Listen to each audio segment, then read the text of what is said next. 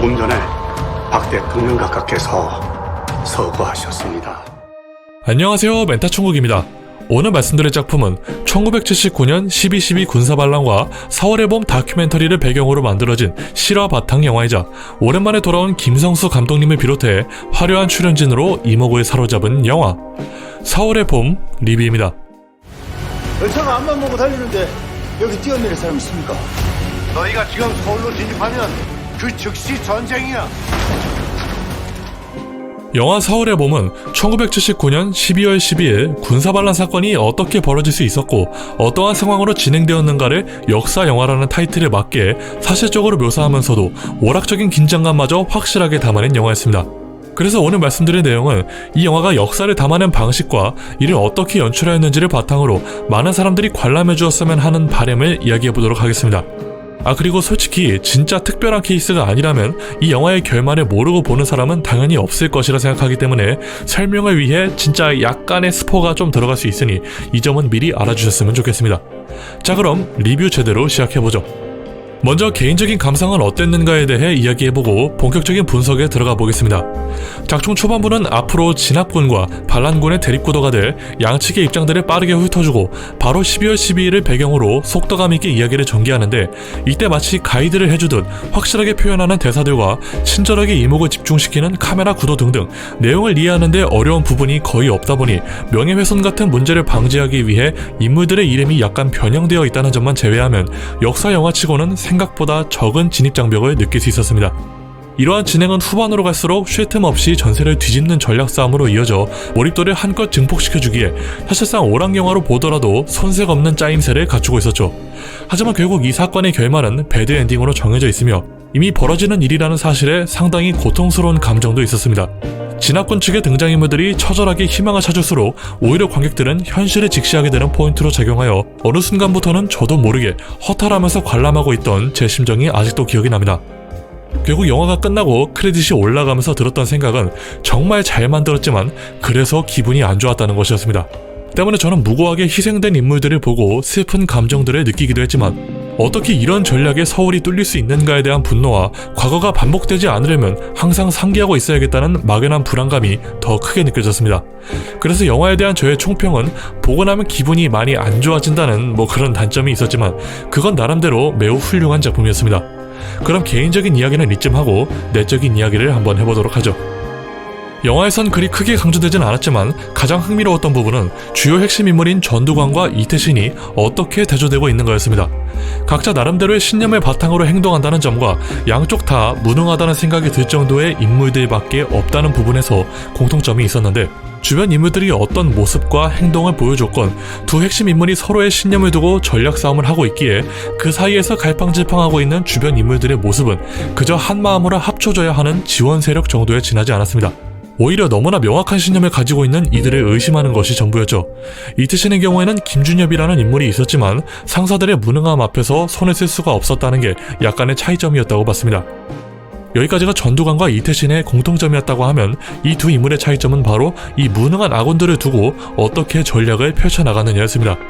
전두광은 상대방을 유혹시키는 유연한 단어 선정과 자신의 빈틈이 보이지 않게끔 불리한 상황에서도 포커페이스를 유지하는 모습을 자주 찾아볼 수 있었는데 유쾌한 웃음과 위협적인 어조를 반복하여 아군들의 두려움을 컨트롤하는 능력이 상당히 뛰어난 것으로 묘사됩니다. 즉 오직 배짱 하나로만 움직였다는 점에서 전두광은 유연한 전략을 세웠고 이태신은 그와 정반대로 원칙주의적인 모습을 통해 천천히 전략을 구축해 나가는 마치 완고한 기둥을 보는 듯 했습니다. 초반부터 동료들에게 고지식하다는 평을 받았던 모습과는 달리 저항하면 가차없이 사살하라는 명령을 내리는 등등 결단력 또한 확연히 남다른 모습을 보여주고 있었죠. 다만 무능한 아군들의 방해로 인해 조기 진압에 실패했다는 부분에서 예시가 살짝 다르게 느껴질 수는 있지만 여기서 중요한 건 아무도 안 도와주겠다면 혼자서라도 병력을 이끌고 전장으로 나서려 한다는 것이었습니다. 얌생이 마냥 뒤에 숨어서 효율적으로 빈틈을 파고드는 전두광과 비협조적인 아군에게 진심으로 호소하면서도 선두에서 독단적인 결단력을 내린 이태신의 행동이 두 인물의 유일한 차이점이었다고 느꼈습니다. 특히나 두 인물 모두 자신을 막고 싶다면 어서 쏴버리라는 상황을 각 인물의 성격에 맞게 대응한다는 점에서 뼈와 살을 충분히 더해주지 않았나 싶더군요.